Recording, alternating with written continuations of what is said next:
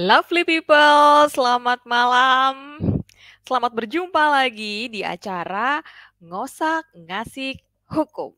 Acara yang sangat memberikan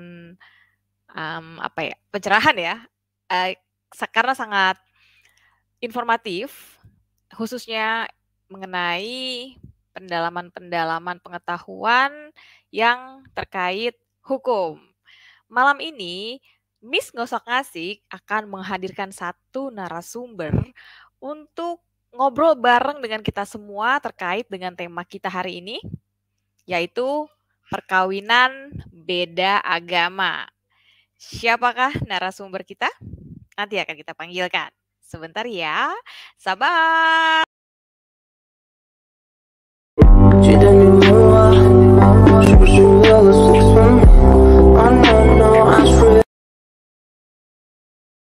Ya, itulah dia, Feby Ardianti, Mbak Feby. Let's go, we call Mbak Feby. Halo Mbak Feby. Halo, selamat malam Miss Ngosak Ngasik. Selamat malam. Hari ini pembahasannya bakalan seru banget. Dan Miss Ngosak Ngasik akan manggil seluruh lovely people yang ada di negara Indonesia dan juga negara-negara lain, wah internasional nih cakupannya, untuk mari segera bergabung bersama kita di sini untuk membahas mengenai perkawinan beda agama. Karena perkawinan beda agama juga terkadang melibatkan pihak-pihak yang memiliki warga negara lain gitu ya Mbak Feby, tidak hanya antar Indonesia ya. Iya. Nah, jadi nih Mbak Feby, tema kali ini kita hadirkan karena memang perkawinan antar dua pasangan yang berbeda agama bukan suatu hal yang sederhana di Indonesia. Kenapa? Karena harus melewati gesekan sosial, gesekan budaya, belum lagi birokrasi yang harus dilewati juga berbelit-belit gitu ya. Nah, makanya nggak heran kalau ada pasangan beda agama yang akan menikah itu pergi ke luar negeri atau melakukan sesuatu di Indonesia agar perkawinannya diakui. Nah, itulah latar belakang kita menghadirkan Mbak Feby untuk membahas ini dan ngobrol bareng kita. Oke? Ready ya Mbak Feby? Halo Cileni, terima kasih sudah bergabung. Untuk lovely people yang lain, ayo dong nyalain YouTube-nya, segera bergabung dengan kita di sini untuk ngebahas hal yang seru gitu. Kali ini tentang perkawinan beda agama. Acara ini didukung oleh Bidang Pembudayaan Hukum, Puslubankum, kemudian Tim Sabda Hukum, dan juga Nubis Jaya Justiti. Baik, Mbak Feby. Ya. Baru pulang dari kantor nih kayaknya. Iya, kehujanan lagi. Kelihatan. Itu kameranya agak ngeblur itu kayak apa sih namanya? Kaca spion lagi habis kehujanan. Oke, sekarang udah oke. Sebentar. Ini saya lagi WA kawan-kawan. Baik. Mbak Feby, ini kita ingin menanyakan untuk di awal mengenai perkawinan beda agama ya khususnya ya. Tapi sebelum masuk ke dalam permasalahan inti atau kita ngebahas tentang mengenai perkawinan beda agama menurut sistem hukum Indonesia, kemudian menurut hukum lainnya misalnya Islam gitu kan. Perlu nggak sih kita menginformasikan dulu kepada lovely people tentang apa sih itu perkawinan gitu? Kalau memang betul sekali. Nah, khawatirnya nih, kita udah jauh-jauh ngebahas tentang perkawinan gitu. Tapi ternyata pemahamannya tentang perkawinan beda gitu. Perkawinan, pernikahan sama nggak? Oke, Mbak Feby mungkin diawali dari itu dulu kali ya. Sambil nanti ini ayo lovely people yang lain, mari kita bergabung. Iya. Ya, oke. Kita mulai aja ya, Liz. Ya. Sebelumnya aku akan menjelaskan ya, di Indonesia itu ada namanya Undang-Undang Nomor 1 tahun 97 tentang perkawinan. Kalau beragama Islam itu ada namanya kompilasi hukum Islam. Sekarang saya akan menjelaskan, Feby akan menjelaskan ya, biar nggak formal ya. Nah, yang dimaksud dengan perkawinan adalah ikatan lahir batin antara seorang pria dengan seorang wanita sebagai suami atau istri dengan tujuan membentuk keluarga atau rumah tangga yang bahagia, kekal berdasarkan ketuhanan yang Maha Esa. Itu pasal 1 Undang-Undang Perkawinan, Kak Lisa. Kak Miss Ngosak, sorry, keceplosan. Asal jangan misgesrek aja gitu kan. Nah, itu pengertian dari perkawinan. Oke, jadi memang perkawinan itu ditujukan untuk menciptakan keluarga yang bahagia ya, itu tujuannya ya. Iya. Nah, maka Iya. tadi di awal kita sampaikan gitu bahwa perkawinan beda agama itu memungkinkan untuk adanya gesekan sosial, kaitannya dengan kebahagiaan tadi itu ya, karena ada perbedaan Mm-mm. budaya juga di situ. Baik, Mm-mm. kalau menurut hukum nasional itu sendiri nih Mbak Feby, itu Mm-mm. gimana tuh? Artinya di Indonesia itu sebenarnya mengatur atau memposisikan perkawinan beda agama itu seperti apa gitu? Oh gitu. Ah, Sebenarnya kalau menurut Undang-Undang Perkawinan itu secara tegas ya. itu tidak menyebutkan tentang perbedaan agama ya, boleh atau tidak. Cuman di pasal 2 ayat 1 itu di Undang-Undang Perkawinan disebutkan, perkawinan adalah sah apabila dilakukan menurut hukum masing-masing agama dan kepercayaan itu sendiri. Oke. Ya. Nah, Nah, yang ayat keduanya, tiap-tiap perkawinan dicatat menurut peraturan perundang-undangan. oke Nah, ya. sekarang kalau yang beragama Islam itu beda lagi. Dia ada namanya kompilasi hukum Islam. Nah, Hmm. ini kalau yang beragama Islam itu dia disebutkan. Nah, pasal 4 ya, perkawinan adalah sah apabila dilakukan menurut hukum Islam sesuai Oh, dengan pasal 2 ayat 1 Undang-Undang nomor 1 tahun 1974 tentang perkawinan. Di pasal 40 di dilarang dulu ya. melakukan dilarang melakukan perkawinan antara seorang pria dengan seorang wanita karena keadaan tertentu. Yang pertama, karena wanita yang bersangkutan masih terikat satu perkawinan dengan pria lain. Sekarang yang kedua, seorang wanita yang masih berada dalam masa idah dengan pria lain. Ini yang paling penting di malam ini ya. Seorang wanita yang tidak beragama Islam. Mau nggak mau di kompilasi hukum Islam disebutin tuh. Berarti kan kalau tidak beragama Islam berarti tidak diperbolehkan. Nah, pasal 4 disebutkan seorang wanita Islam dilarang melangsungkan perkawinan dengan seorang pria yang tidak beragama Islam. Pasal Oke. 61 ya, Itu tidak kompilasi hukum sekufur Islam. tidak dapat dijadikan alatan untuk mencegah perkawinan kecuali tidak sekufur karena perbedaan agama atau itisal atau idem ya kalau nggak salah. Nah, jadi kalau menurut agama Islam ya, dia harus tunduk pada kompilasi hukum Islam. Oke. Kompilasi hukum Islam itu dipertegas. Jadi tidak boleh menikah beda agama. Itu pernikahannya di Hmm. KUA ya, di KUA. Tapi kalau yang di Undang-Undang Perkawinan itu secara gamblang itu tidak menyebutkan, tapi dia menyebutkan pernikahan itu sah jika dilangsungkan berdasarkan agama dan kepercayaan masing-masing, ya. Oke, oke. Jadi kalau sah apa tidaknya itu tergantung pelaksanaan pernikahan tersebut. Oh, oke, sebentar, Nah, sebentar. iya. Sebentar, Mbak Feby. Jadi tadi Oke. Mbak Feby sudah menjelaskan perspektif hukum nasionalnya dan juga hukum Islam bahwa di Oke. Undang-Undang Perkawinan itu memang telah diatur pernikahan harusnya dilakukan berdasarkan kepercayaannya ya, Agama. agama dan kepercayaannya. Artinya di sini ketika memang agamanya tidak memberikan ajaran atau apa ya, izin untuk melangsungkan pernikahan agama, beda agama, harusnya memang itu tidak boleh dilangsungkan seperti itu ya. Iya.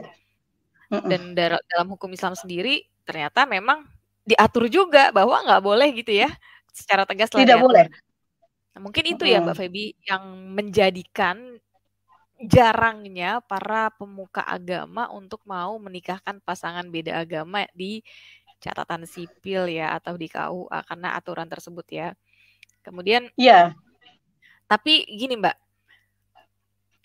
terkadang pasangan beda agama ini menggunakan jalan terakhir untuk melegalkan pernikahannya dengan cara oke, tunduk sementara pada salah satu hukum agama si pasangannya kayak gitu. oke. Nah, Heeh. kalau kejadiannya kayak gitu tuh pernikahannya sah nggak gitu? Nanti ada pertanyaan selanjutnya nih. Karena kalau kayak gitu tuh gimana Hmm. tuh? Oh, itu sama Heeh, juga penyelundupan ya.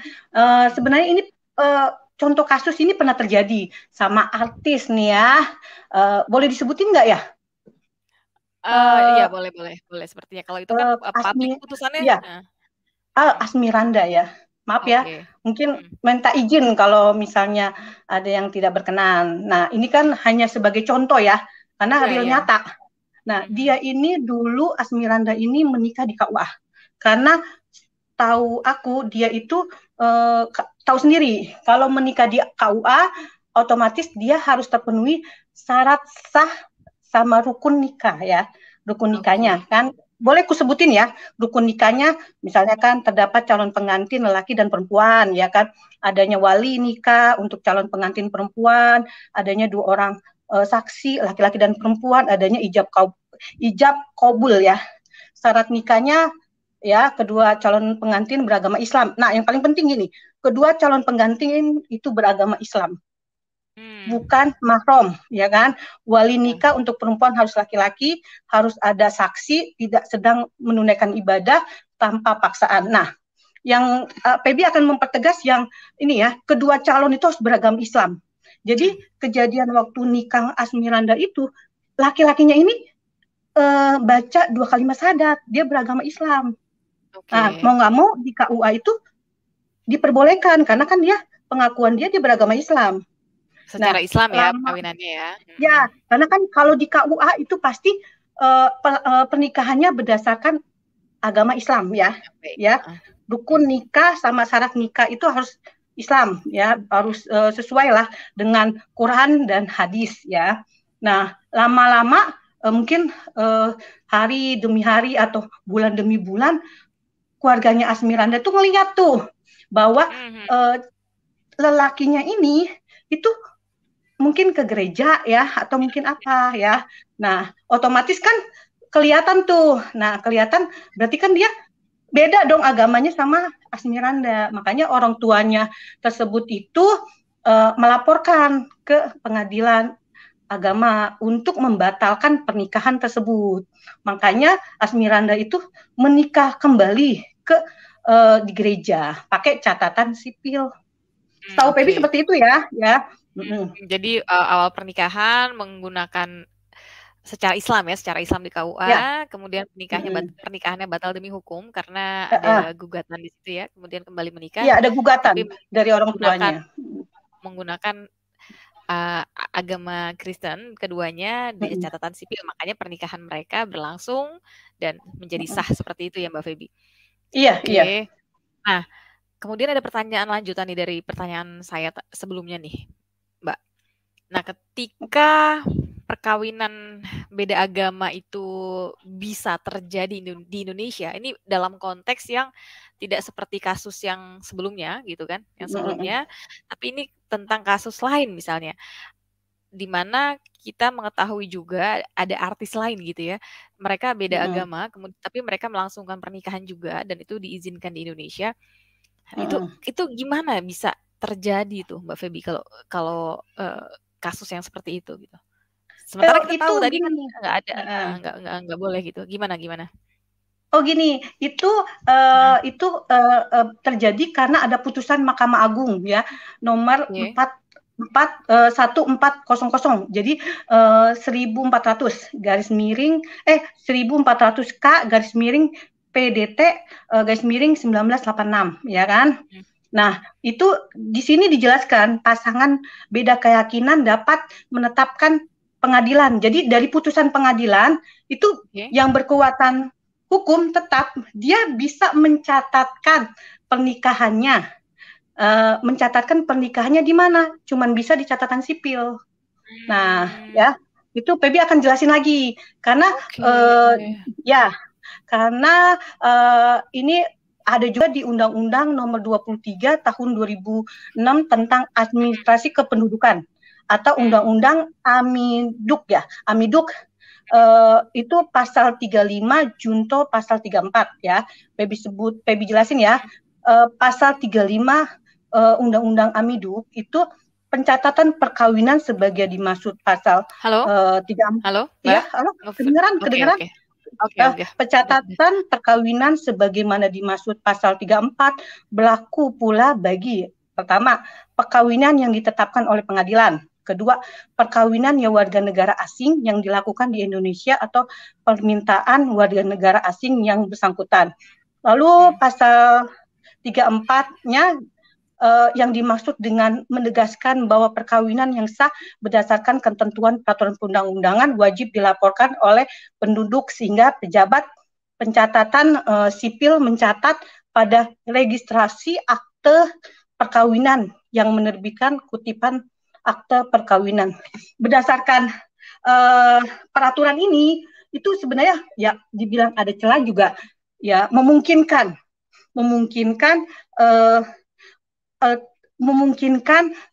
berlangsungnya pernikahan beda agama, tapi harus dengan putusan pengadilan, ya karena di peraturan ini menyebutkan pemerintah hanya mencatat untuk administrasi, kelengkapan administrasi. Nah, jadi kan, jadi harus ada putusan pengadilan bahwa wanita atau lelaki yang beda agama ini diperbolehkan menikah. Mungkin putusan pengadilan itu mungkin mungkin wanitanya itu lagi sedang ya tahu sendiri dibanding ada keadaan mendesak seperti itu ya. Ya. Ada keadaan mendesak ya, maksudnya seperti itu. Pasti putusan hakim juga mencari kenapa diperbolehkan, ya kan? Nah, ada celahnya. Mungkin biar nggak kumpul-kumpul, ya kan, nasib anaknya bagaimana? Belum nanti kalau yang mendesak seperti cewek wanitanya dalam keadaan mengandung. Cuman harus dibedakan. Ini pernikahan ini hanya dapat dicatat di catatan sipil. Oke, sebentar Mbak. Sebelum lanjut, karena tadi sempat mengungkit mengenai hanya bisa dicatat pada catatan sipil. Artinya jurisprudensi yang tadi Mbak Feby sebutkan itu intinya nih ya, mengatakan bahwa kantor catatan sipil itu bisa melangsungkan perkawinan beda agama gitu ya. Karena mereka memiliki tugas untuk mencatat. Nah, sekarang pertanyaan dari Miss Mosak Ngasik balik lagi. Hanya mencatat saja atau juga mengesahkan nih Mbak? Biar semakin clear. Oke. Kan Pebi udah bilang ya, yang sah tidaknya pernikahan itu tergantung agama dan kepercayaan masing-masing. Tapi catatan sipil itu hanya mencatat, bukan ibaratnya seakan gini. Ya kembali lagi ya, mengenang masa lalu waktu Pebi waktu menikah. Ya kan biasanya kan ya kan kalau dalam Islam kan ada ibaratnya ini misalnya kan ya penghulu ya kan syarat sah nikahnya sudah disebutin sama Pebi ya kan, lalu kan ada ijab kabul, saya nikahkan anak saya dengan ini dengan mas kawin segini, nanti lelakinya kan jawab kan ya bla bla bla bla gitu kan, nanti penghulunya bilang sah berarti pernikahannya sah gitu. Jadi sah tidaknya pernikahan itu tergantung agamanya, kepercayaan masing-masing. Baik, jadi kesimpulannya adalah catatan sipil sebagai lembaga yang bertugas mencatat, mereka ya memang harus mencatat seperti itu ya ketika sudah ada keputusan pengadilan tadi.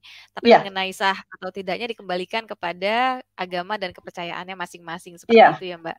Baik. Well, lovely people, kalau ada yang mau tanya silakan ditanya karena narasumber kita ini memang ahlinya kawin. Enggak, maksudnya ahlinya perkawinan. Perkawinan beda agama, perkawinan campuran gitu, perkawinan di bawah tangan gitu, pernikahan siri. Jadi hal-hal yang terkait dengan perkawinan narasumber yang kita hadirkan ini Mbak Feby Ardianti, seorang penyuluh hukum ahli muda di BPHN, sangat menguasai. Silakan lovely people kalau ada yang ingin bertanya. Kalau belum ada, Is- saya lanjutkan Insya nanya-nanyanya. Ya Allah, Mbak Feby. Insya Allah Lisa, Insya Allah Miss Ngosak. Lisa mulu siapa tulisan? Nah, kan? Oh iya, sorry. Itu sih sebenarnya yang ibaratnya ya gini. Oh ya, Pebi juga berterima kasih ya. Sebelum ada pertanyaan ya, ibaratnya kalau kita kan di penyuluh hukum BPHN kita tuh kan kompak, yang terutama yang penyuluh-penyuluh muda. Jadi kayak Pebi kan mau tampil, mau nggak mau, gue Pebi tuh didukung gitu. Terutama yang tadi Pebi sebutin, Lisa, Leni, Ivo, Elsie, dan Asia Budiarti. Nah, jadi materi tuh udah siap tuh, disiapin sama mereka. Dan doa juga. Amin. Gitu. Semoga selalu kompak dan lancar ya, Mbak Feby. Iya. Nah, kayaknya Miss Ngosakasi belum jadi nanya dulu nih, karena ada pertanyaan dari Iflo Channel. Ini Kak Ivo kayaknya nih. Yeah. Waduh. Bagaimana dengan kawin kontrak yang terjadi di puncak? Apakah sah? Ini bukan beda agama tapi kawin kontrak, gimana nih? Akan dijawab Mbak Feby? Oke, boleh kalau karena memang mau dijawab. Iya. Feby jawab ya. Gini ya, karena gini, ini memang bukan konteksnya untuk kawin kontrak, tapi kawin kontrak itu namanya pernikahannya aja, awal mulanya aja udah tidak baik. Ya, kontrak kan otomatis hanya sementara. Itu awal nikahnya aja sudah tidak baik, maka kalau menurut pendapat Pebi berarti nikahnya nggak sah.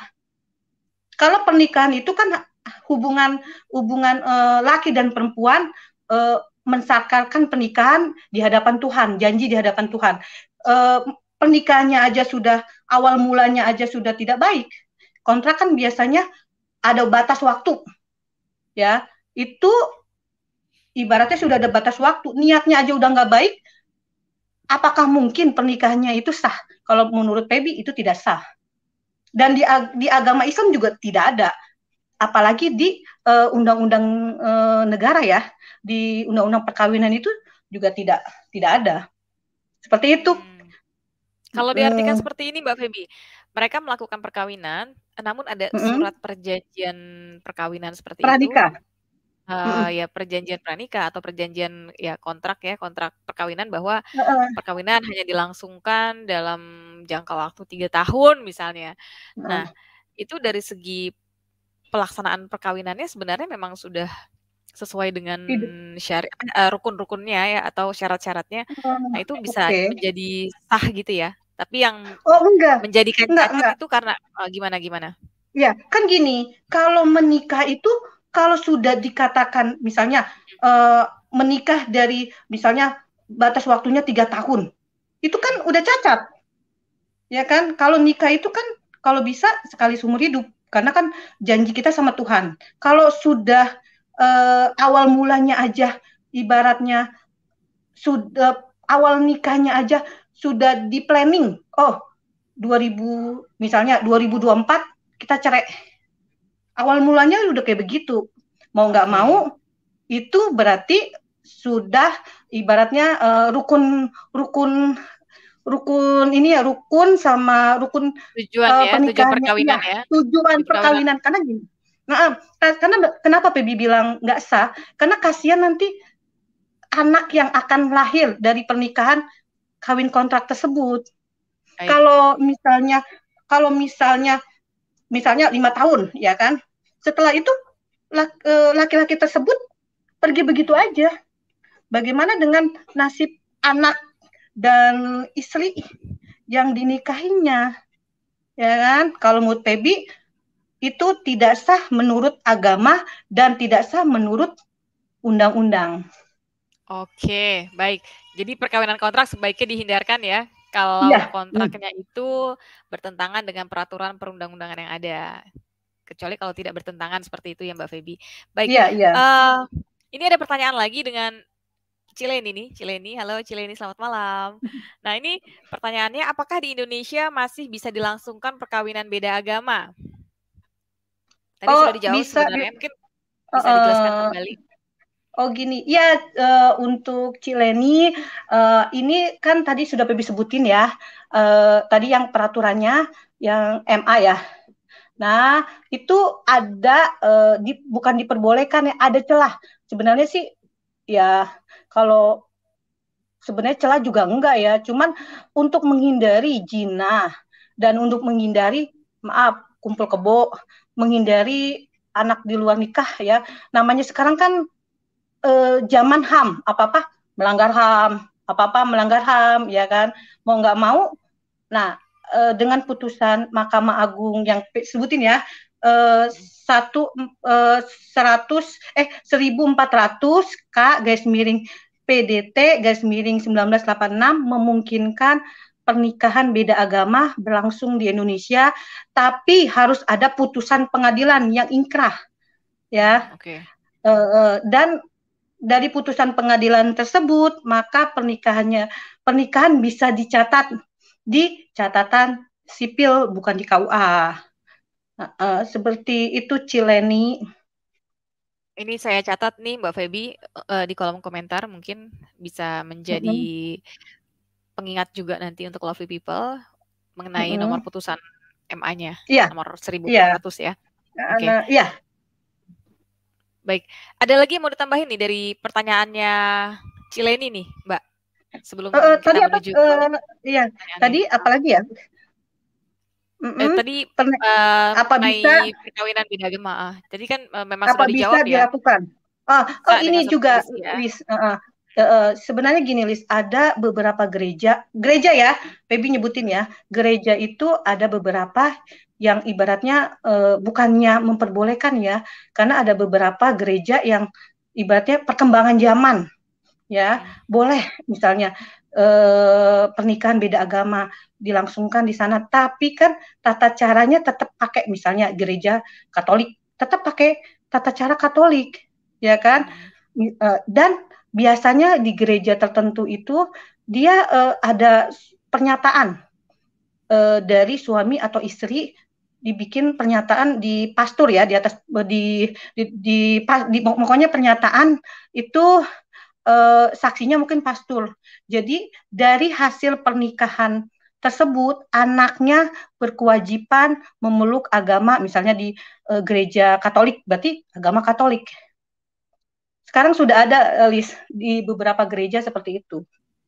Tapi kan secara tidak langsung berarti dia menggunakan tata cara pernikahan secara Katolik. Mau nggak mau dia, ya mau nggak mau dia Katolik, list.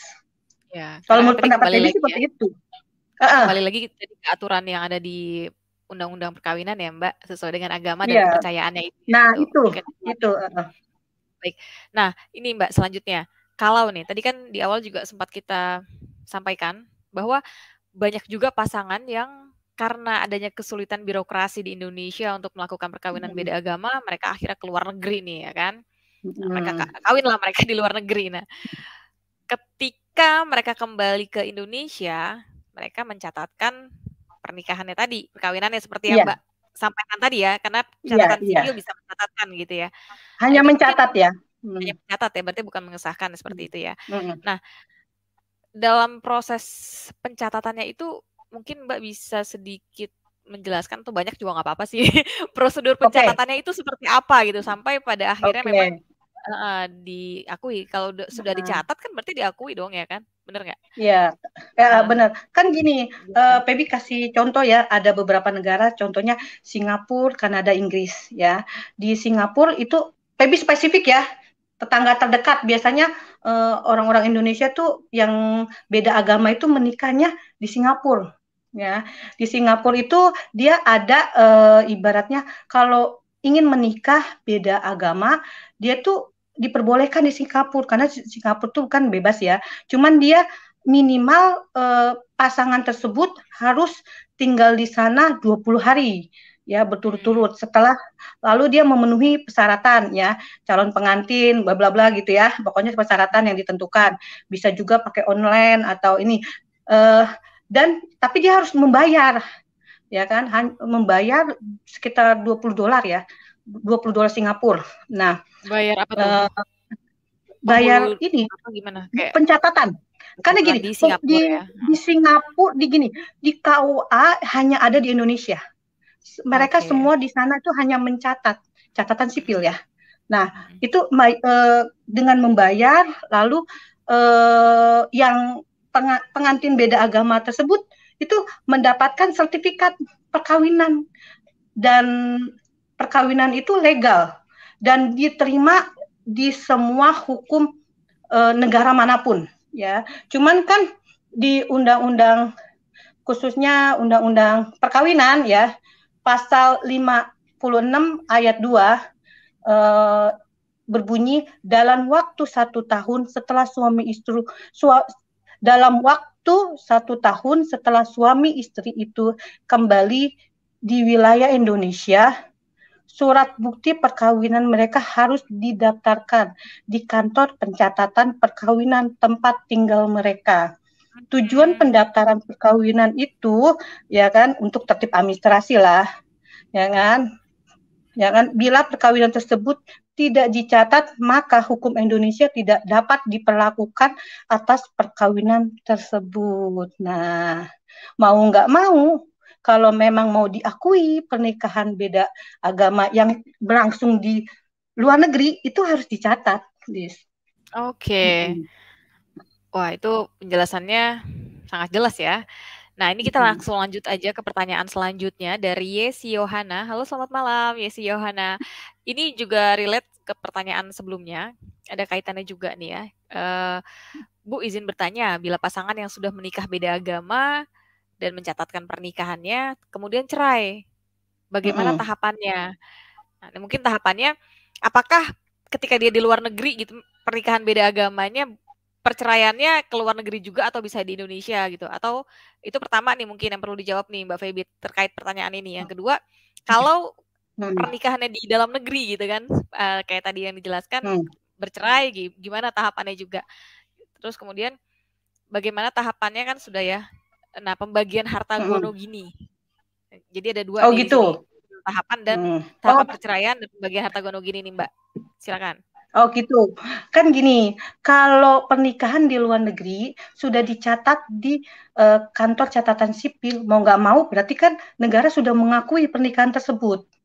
Ya kan? Otomatis kalau dia ingin bercerai, ya dia mengajukan saja perceraian tersebut ke pengadilan negeri.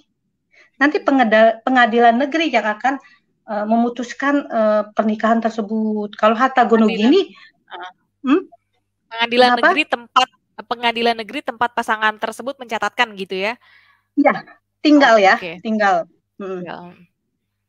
Nah, kalau misalnya mereka sudah ada putusan perceraian, ya kan, harta gono gini, ya kalau memang ingin ke pengadilan, atau mungkin kan sebenarnya ada juga yang cerai tapi tidak mempersoalkan harta gono gini, ya kan, ibaratnya cerai secara baik-baik lah. Loh, misalnya ini hartamu, ya, itu tidak usah ke pengadilan. Tapi kalau misalnya ada permasalahan di atas gunung gini, itu bisa ibaratnya permasalahan tersebut masuk ke ranah pengadilan negeri juga, Lis. Baik, jadi untuk harta gono gini itu bisa diselesaikan secara kekeluargaan, bisa juga melalui pengadilan seperti itu ya, tergantung dengan kasus dan pilihannya ya, Mbak Feby. Iya, karena kan gini, Lis, kalau Islam itu pengadilannya pengadilan negeri, karena di beda agama, mau nggak mau dia pengadilannya pengadilan negeri gitu. Kalau agama Islam, sorry, kalau dia beragama Islam, ya Islam tuh harus Islam dua-duanya, pengadilannya adalah pengadilan agama, ya. Kalau dia catatan sipil, pernikahan itu dicatat di catatan sipil, mau nggak mau pengadilannya adalah pengadilan negeri. Seperti itu, Lis. Itu pembedanya ya. Jadi kalau pernikahan yang dilakukan secara Islam, pengadilan agama, tapi kalau di luar itu ke catatan sipil, kayak gitu ya. Pengadilan negeri maksudnya. Baik. Nah, ini pertanyaan lanjutan dari Miss Ngosak Ngasik. Tadi banyak, ini berisik banget nih anak-anak, kedengeran nggak suaranya sampai sana? Lagi pada main di luar, jadi berisik suaranya. Nah, ini selanjutnya nih. Untuk cerai sudah ya. tadi Mbak Feby sempat ngebahas juga tentang HAM. Nah, HAM. terkadang banyak juga aktivis-aktivis HAM atau pihak-pihak tertentu yang memang pro terhadap perkawinan beda agama, di mana itu dilaksanakan karena mengatasnamakan hak asasi manusia seperti itu ya. Karena melangsungkan perkawinan itu adalah ya hak asasi kayak gitu. Jadi yang ingin Miss Ngosak ngasih tanyakan nih Mbak Feby, relevansi hak asasi manusia dengan perkawinan beda agama itu sebenarnya apa nih? Gitu ya. Cuman gini ya, Lis, ya. Mungkin memang kalau agama itu bagi penegak HAM ya, itu kan kepercayaan. Mau nggak mau ya, kalau kalau kalau beda agama ya, ibaratnya ada celah kan negara itu untuk dicatat ya. Cuman kalau menurut prinsip PEBI ya, kalau PEBI berpendapat kita lihat dulu mudaratnya bagaimana. Kalau pernikahan beda agama mau nggak mau kan kita aja kayak Pebi ya, menikah itu agamanya sama ya, Islam sama suami Islam. Nikah punya sifat yang berbeda, mau nggak mau punya perilaku yang berbeda, itu sering ada gesekan ya, Liz. Apalagi yang ini yang beda agama, dia punya prinsip yang berbeda, tata cara agamanya berbeda, ya kan? Pasti nanti di kemudian hari itu gesekan itu akan muncul, Liz. Ya, Miss Ngosak akan muncul ya, akan muncul gesekan itu akan muncul. Nah, ya kan? Itu lebih banyak mudaratnya. Nah, kedua yang kita lihat itu anaknya, anak nanti yang akan lahir dari perkawinan beda agama. Anak karena gini, agama itu adalah pondasi bagi anak tersebut untuk nanti kelak dewasa. Ya, jadi nanti dia kalau bertindak hal-hal yang neko-neko, dia kalau pondasi agamanya dia kuat, dia akan kembali lagi. Nah, kalau bisa sih kalau anak itu dari kandungan itu sudah dikenalkan dengan agama. Kalau dalam Islam kan suka kalau lagi hamil tuh ibaratnya di baca doa ya kan. Terus kalau biar cantik kan Yusuf ya, surat Yusuf ya kan, Maryam gitu. Nah, bagaimana kalau beda agama? Otomatis kan dari di perut aja ya kan, bapaknya misalnya kan agamanya Katolik, ibunya Hindu gitu kan, atau mungkin Islam, misalnya ibunya sholat, misalnya kan misalnya ya contohnya ibunya sholat misalnya 5 waktu, bapaknya ke gereja, nanti mungkin suaminya mungkin pertama nikah sih mungkin gak ada gesekan, tapi lama-lama pasti kan mungkin ngapain kamu sholat, ngapain kamu puasa, ya kan, mungkin lagi kesel-keselnya gitu ya. Nah, Ya, oke. nanti anaknya udah dewasa, bukan dewasa ya, anaknya mungkin sudah mengerti tentang misalnya tentang agama. Anak ini bingung, misalnya minggu harus ke gereja, setiap hari sholat 5 waktu. Jadi anak ini yang bingung, sebenarnya mana nih agama yang akan saya anut? Pasti kan ego dong, ego sektoral bapaknya. Jangan, ini kan anak-anak saya, agamanya harus ikut saya, ya kan? Ini jangan, ini anak saya, agamanya harus ikut saya, kata ibunya. Nah, kalau menurut Pebi, sebaiknya dihindari. Walaupun kata penegak HAM melanggar HAM, tapi mudorotnya lebih banyak dibanding apa ya? Jadi lebih banyak masalah dibanding kebaikannya kalau menikah beda agama.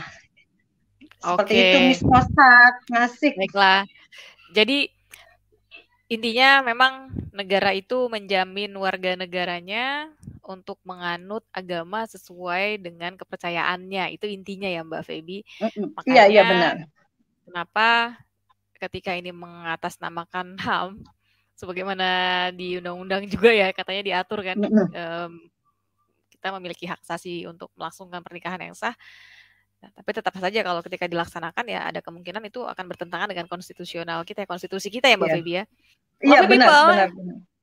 narasumber kita sudah menjawab dengan lengkap gitu kan dan sistematis Silakan kalau ada yang mau bertanya, mungkin ada yang belum ditanyakan oleh Miss Ngosak Asik atau yang belum sempat dijelaskan oleh Mbak Feby, silakan ditanyakan. Ini dari Mbak Yesi Yohana, terima kasih Bu, penjelasan yang luar biasa bagus. Salam sehat Bu Feby dan Ibu pemantik materi. Wah, ya sama-sama. Sama-sama, terima kasih. Ini juga. Oke, ini kayaknya belum ada yang nanya lagi nih. Kalau gitu aku aja deh yang nanya. Tapi memang pembahasannya, artinya kalau kita ngebahas perkawinan beda agama itu memang dilihat dari banyak perspektif ya, sudut pandang dari sudut hukum nasional, kemudian hukum Islam, belum lagi HAM-nya gitu. Semuanya itu banyak perdebatan di sana gitu. Dan memang menariknya sebagian besar masyarakat Indonesia sepertinya memang banyak. Meskipun ada memang yang pro, tapi banyak juga yang tidak sepakat dengan perkawinan beda agama. Karena saya sempat tanya dengan beberapa kawan yang berbeda keyakinan dengan saya nih, Mbak Feby. Dia ajaran agama kawan-kawan juga memang diatur, ada larangan juga mengenai perkawinan beda agama kayak gitu. Ya, Mbak Feby ada yang mau ditambahkan lagi nggak nih? Iya, ini juga Miss Ngosak ini sebenarnya ada sharing ya, ada cerita nih. Ini juga kejadian ini teman sahabat Pebi sih sebenarnya. Ya mungkin nggak Pebi sebutin ya. Dia ingin menikah dengan sebenarnya Katolik sama Protestan. Yang sahabat Pebi ini Protestan. Nah, suaminya adalah Katolik. Nah, dia ini sampai belajar agama Katolik setahun baru dia menikah, Kak Lisa. Kak Miss Ngosak. Nah, mau nggak mau, ya keputusan yang dia ambil itu tepat. Kenapa? Karena untuk perkembangan masa depan anaknya. Kalau menurut pendapat Pebi, kalau bisa dihindari untuk menikah beda agama. Seperti itu, Miss Ngosak. Jadi memang sarannya Mbak Feby menyarankan agar kedepannya pernikahannya bisa berjalan dengan baik dan tidak ada gesekan sosial, budaya, dan agama, birokrasi, dan lain sebagainya. Lebih baik pernikahan beda agama tidak dilangsungkan kayak gitu ya Mbak ya? Iya, iya. Ya, terus saya juga mau nanya, tapi saya takutnya melebar ini kalau saya nanya-nanya. Nah, jadi Love People, kita akan ngebahas banyak banget materi-materi tentang hukum berganti-gantian. Kalau memang ada yang mau usul tentang temanya, silahkan bisa DM di Instagram kita. Instagramnya yaitu Sabda Hukum. Usul aja di situ, kita mau bawain tema apa kayak gitu. Dan yang belum follow Instagram kita dan belum subscribe, ayo dong subscribe dan juga follow karena akan ada informasi-informasi menarik. Jadi kegiatannya itu nggak cuma acara ngosak ngasih hukum, ada juga Leni Talks dan mungkin nanti akan menyusul program-program lainnya ya, kayak jelajah gitu kan, akan muncul nggak di jelajah atau program-program lainnya. Ditunggu aja untuk kedepannya kita ngobrolin hukum dengan cara yang asik gitu kan, sambil ngopi ya kan, sambil bercanda-canda. Oke, kalau ada yang mau nanya lagi silahkan. Kalau nggak ada yang mau nanya, kita minta narasumber kita untuk nyanyi. Mbak Feby, aku juga pernah punya pengalaman loh di masa laluku deket gitu dengan beda keyakinan. Oh gitu. Cuman pada pengalaman akhirnya, apa Miss Ngosak? pengalaman Pengalaman pribadi apa? Miss Ngosak asik, by the way. Oh Anyway, gitu. ya, tapi nggak bisa dilanjutkan kan karena kita sama-sama sadar dan tahu diri gitu. Karena memang itu tidak bisa untuk diteruskan Iya seperti benar. itu. Masa Kasihan lalu udah nanti lama. anaknya. Lebih kepada diri kita sendiri sih waktu itu komitmen ya karena Oh gitu. seperti itu. Tapi bukan berarti saya menentang juga gitu. Barangkali ada yang punya pengalaman di sini lovely people di mana pasangannya itu adalah beda agama. Nanti mungkin bisa sharing bagaimana kalau memang ada yang mau sharing boleh kita undang, kita kasih linknya ya Mbak Feby ya untuk bisa bergabung di sini. Di tangan misalnya ada yang mau sharing boleh nanti kita undang, kita kasih linknya langsung bisa live di sini sama kita, boleh silakan. Kalau ada yang mau ya, tapi kalau misalnya enggak juga nggak apa-apa. Nah, Mbak Feby, seandainya nih kan kalau sekarang kita bicara ius constituendum ya, karena kan kalau ius constitutum sekarang jelas gitu kan, artinya memang pernikahan beda agama di Indonesia itu hanya bisa dicatatkan gitu kan, tidak ada pengesahan. Kalau seandainya ke depannya, kita bicara seandainya ya, konstitusi kita berubah gitu, artinya pernikahan agama tidak hanya dicatatkan, namun juga disahkan gitu. Tapi tentu aja nabrak aturan agama ya. Tapi nggak apa-apa, ini berandai-andai. Konstitusi kita ternyata nabrak aturan itu gitu kan, mengesahkan. Nah itu kira-kira gimana nih? Apakah pernikahan beda agama ini sudah bisa dilangsungkan secara leluasa di Indonesia gitu ataukah tidak? Itu kalau disahkan. Nah kalau kedua, ketika ini aku boleh nggak sih bicara tentang ini jauh panjang lebar gini, berandai-andai gitu kan? Iya. Nah, dan kedua, ketika gitu pernikahan beda agama di Indonesia memang ternyata tidak disahkan dan juga tidak boleh dicatatkan. Nah itu menghanguskan nggak sih apa yang sudah dicatatkan sebelumnya gitu? Mungkin jawabannya tergantung isinya ya, tergantung isi undang-undangnya, itu akan jawabannya kan seperti itu ya. Tapi nggak apa-apa, kita ngobrol-ngobrol kosong dulu nih, berandai-andai gitu kan, sambil menunggu kalau ada lovely people yang mau nanya, boleh. Gimana nih Mbak? Ini cuma ngobrol-ngobrol kita aja. Cuman Miss Ngosak ngasih sebenarnya kan gini, di negara itu hanya di undang-undang Amidum yang sudah Pebi jelasin ya, Undang-Undang Nomor 23 Tahun 2006 itu sudah dijelaskan negara itu wajib mencatat itu pernikahan ya, pencatatan pernikahan untuk administrasi ya. Nah, kalau yang tadi dibicarakan mengenai pernikahan beda agama itu disahkan, kalau menurut pendapat Pebi itu kemungkinan tipis. Kenapa Pebi bilang kemungkinan tipis? Karena di MUI ya, kalau kita kan Majelis Ulama Indonesia itu sudah dilarang, ya, sudah tidak diperbolehkan. Dan di Kristen juga di ayat maaf kalau salah ya, Romawi 2 Korintus nomor 6.24 itu juga tidak diperbolehkan. Nah, dan Paulus juga menjelaskan ya, yang tadi Pebi sebutin tuh, jangan Anda merupakan pasangan yang tidak sesuai dengan orang yang tak percaya, sebab persamaan apa terkandung pada kebenaran yang kedurhakaan. Jadi ada juga gini, ya, pokoknya ya setahu Pebi, jadi intinya tidak mungkin gelap itu digabung dengan terang gitu. Intinya sih seperti itu ya. Kalau yang mohon maaf ya kalau Pebi salah ya. Nah, kalau di kita Islam juga tidak diperbolehkan. Jadi ibaratnya haram jika kita menikah bukan jinah jika kita menikah berbeda agama dan keyakinan. Seperti itu. Jadi kemungkinan kecil untuk ibaratnya ada pengesahan ya, pengesahan pernikahan beda agama. Oke. Jadi memang Indonesia itu ini sudah secara tegas juga ya, artinya narasumber kita juga sudah memberikan pendapatnya, artinya memang negara kita itu tegas dalam membuat peraturan tentang perkawinan, pernikahan beda agama itu karena dianggap bertentangan dengan ajaran agama, maka kecil kemungkinan untuk adanya regulasi yang mengesahkan terjadinya perkawinan beda agama gitu ya. Oke, Mbak Feby, terima kasih banyak atas sharing session ya tentang perkawinan beda agama. Di sini Miss Ngosakasi ingin meminta narasumber untuk closing statement ya kan, sekalian pesan-pesan nih terhadap lovely people. Silakan, Mbak Feby. Ya. Sebelumnya mungkin Feby minta maaf ya, bukan menggurui ya.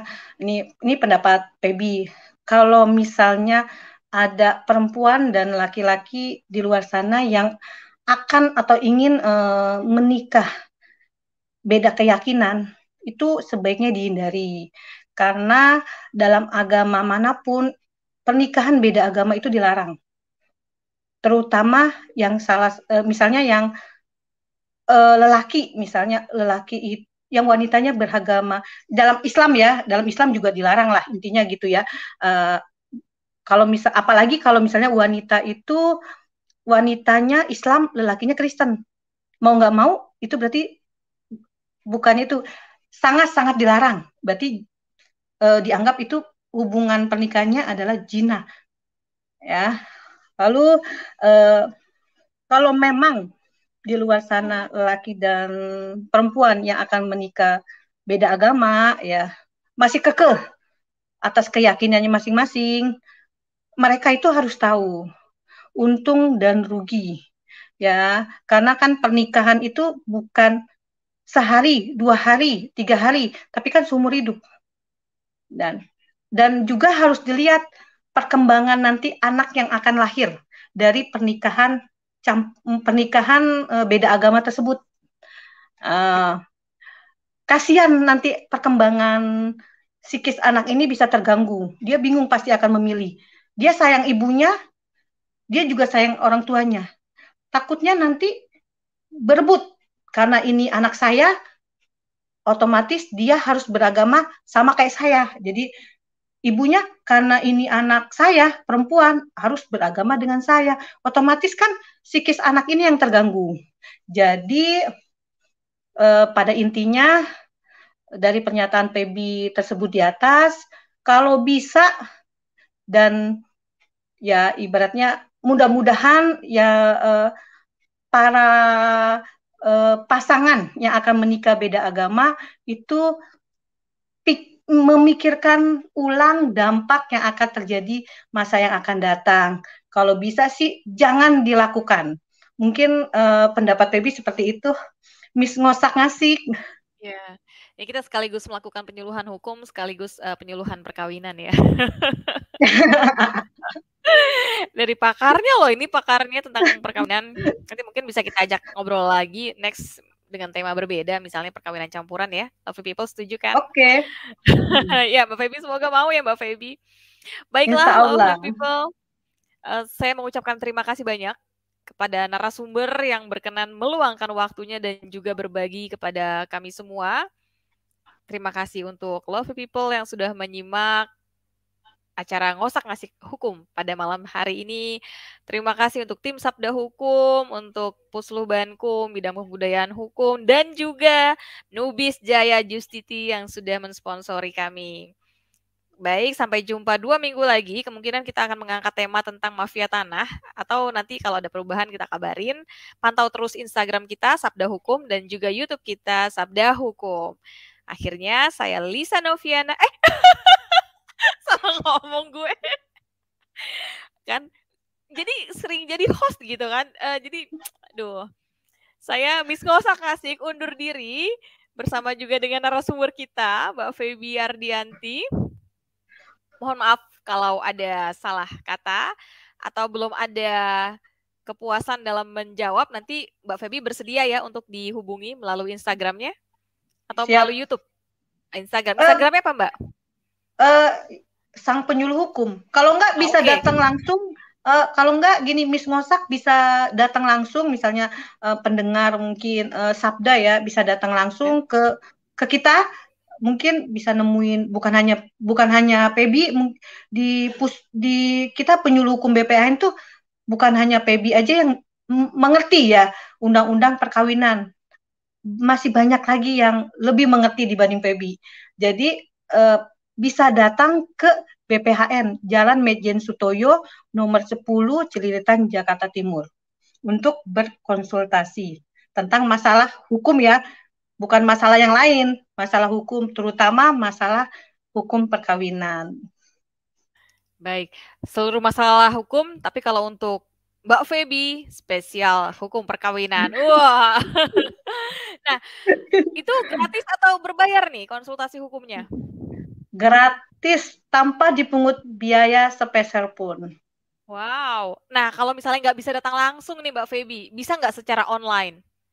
Bisa. Legal Mas Smart Channel ya, LSC. Legal Smart Channel L, ya. ya. Wow, Hmm. penyuluh hukum semakin terdepan. Wah. Amin. Nah, ini Mbak Feby, masyarakat Indonesia ini kan majemuk luas ya dan tersebar di berbagai Hmm. wilayah. Kalau ada yang mau konsultasi hukum dari wilayah lain, gimana nih Mbak Feby? Karena gini, Miss nggak usah ngasik ya, penyuluh hukum bukan hanya di BPHN, tapi di kantor wilayah itu juga ada penyuluh hukum. Jadi misalnya mungkin banyak masyarakat yang ingin konsultasi mengenai permasalahan hukum bisa datang ke kantor wilayah. Misalnya dia di Kalimantan, datanglah ke kantor wilayah Kementerian Hukum dan HAM ya, bukan kantor wilayah yang lain ya, kantor Kementerian Hukum dan HAM di Kalimantan. Kalau di Aceh ya bisa kantor wilayah Kementerian Hukum dan HAM Aceh. Di sana sudah ada penyuluh-penyuluh hukum. Malah penyuluh hukumnya sudah pada handal kalau menurut pendapat Pebima. Sudah pada top. Jadi kalau yang di wilayah ingin ngobrol langsung dengan penyuluh hukum, ingin konsultasi secara langsung, tatap muka, bisa langsung datang ke kantor wilayah gitu ya Mbak Feby. Iya, iya, Kalau untuk di Jakarta bisa ke BPHN atau Kanwil Jakarta tadi ya. iya, benar-benar. Oke, dan Miss nggak usah kasih ulangi lagi tadi yang sudah disampaikan sama Mbak Feby. Kalau yang tidak sempat datang atau ada berhalangan ya, bisa Hmm. konsultasi hukum secara online lewat Legal Smart Channel. Wah, luar biasa sekali penyuluh hukum semakin ke sini semakin terdepan. Baiklah, akhirnya sudah semua pertanyaan yang kita tanyakan kepada Mbak Feby. Lain waktu kalau ada usulan silahkan sampaikan melalui pesan di Instagram kita Sabda Hukum. Saya Miss Kosakasih undur diri sampai jumpa 2 minggu yang akan datang. Dadah semua, Mbak Feby, makasih banyak. Aku tutup ya.